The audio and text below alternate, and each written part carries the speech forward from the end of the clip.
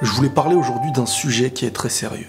Un sujet qui ne fera pas plaisir à certains, mais l'objectif c'est de parler à celui qui en est victime. Celui ou celle qui risque de l'être demain. Et que les coupables de ce genre d'acte puissent entendre, simplement. Dans le monde actuel, nul n'en est préservé à 100%. Aujourd'hui, et bien plus qu'hier, les gens vont de plus en plus mal. Et celui dont le mal est intérieur cherchera comme une main tendue, comme un médicament.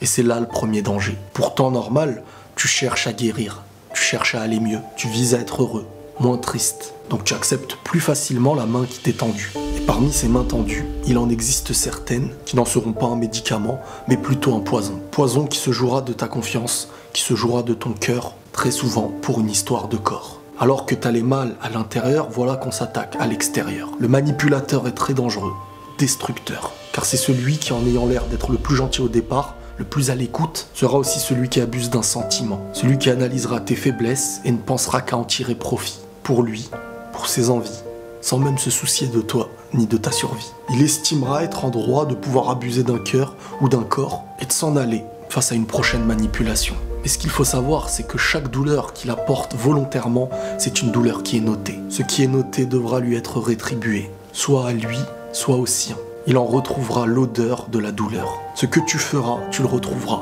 Ce que tu as fait ressentir, tu le ressentiras. La vie nous enseigne que les douleurs qu'on fait naître sont les douleurs qu'on reconnaîtra plus tard. La vie n'est pas un jeu dans lequel on gagne aussi facilement. La vie, comme un examen, possède ses règles pour le réussir. Tu peux t'amuser et sourire pendant, mais tu ne pourras jamais fuir le résultat. En abusant d'elle, indirectement, tu acceptes qu'on abuse de celle qui t'a mis au monde, de celle qui est à tes côtés. Pour ton plaisir, tu es prêt à penser qu'à toi, à manipuler, à détruire. Et en agissant comme ça, c'est toi que tu détruis. Tu veux goûter au temporaire en humiliant, tu ne pourras goûter à la tranquillité. Lorsqu'avant de dormir, tu te retrouves seul face à tes actes. Ce moment où tu vas fermer les yeux sans savoir si tu te réveilleras le lendemain.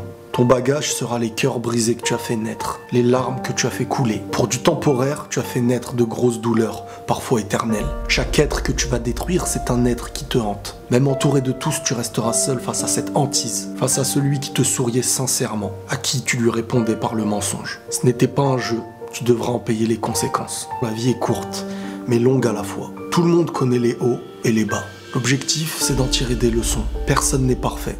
Celui qui a profité, comme celui qui en a été victime. Tout le monde peut se reconstruire, avec pour certains un sac bien plus lourd que d'autres. Savoir se rattraper aussi, ça fait partie de notre vie. Mais s'il y a une chose à comprendre et à savoir, c'est qu'on se doit d'être préservé. Préserver des lieux qui peuvent nous détruire, des gens qui peuvent nous détruire. Et attention aux faux médicaments. Ceux qui auront l'air d'être les plus efficaces sont souvent les plus destructeurs. Le faux médicament, c'est quoi? C'est celui qui viendra avec une fausse intention de te guérir, alors qu'il en était en fin de compte le virus qui peut te détruire. Nul n'est assez prudent, l'homme comme la femme. Car chez celui qui cherche à vous manipuler, c'est dans l'apparence du bien qu'il faudra analyser. Quoi qu'il en soit, la reconstruction et le nouveau chemin existent. Ne l'oubliez jamais. Prenez tous soin de vous et la paix sur vous.